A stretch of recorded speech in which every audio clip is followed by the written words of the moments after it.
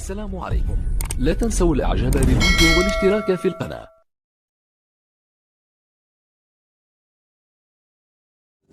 السلام عليكم ورحمة الله وبركاته. النهاردة هنتكلم عن موعد مباراة الأهلي وسيراميكا كليوباترا في الجولة الأولى من الدوري المصري الممتاز. هتتلعب إن شاء الله يوم 2/11/2024 بتوقيت القاهرة الساعة 8 مساء، بعد نهاية كأس السوبر المصري بين الفريقين بيراميدز والزمالك والأهلي وسيراميكا.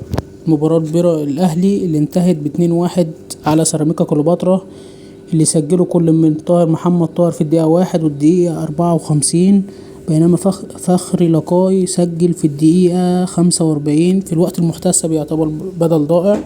بينما الزمالك يتعادل 1-1، يسجل الهدف للزمالك سيف الدين الجزيري، بينما يسجل هدف بيراميدز إبراهيم عادل. وتذهب المباراة لضربات الجزاء، ويكسب الزمالك بضربات الجزاء، ويتقابل في النهائي كل من الأهلي المصري والزمالك في نهائي السوبر المصري. المباراة التي تجمع بينهم وانتهت بالتعادل السلبي 0-0، وتنتهي المباراة بضربات الترجيح وفوز النادي الأهلي على غريمه التقليدي نادي الزمالك. بكرة إن شاء الله مباراة الأهلي وسيراميكا كليوباترا هتتلعب الساعة 8 بالليل بتوقيت القاهرة، ضمن منافسات الدوري المصري الجولة الأولى. شكرا لحضراتكم، واتمنى الفيديو يكون عجبكم. ما تنسوش الاشتراك في القناة وتفعيل زر الجرس عشان يوصل لكم كل جديد.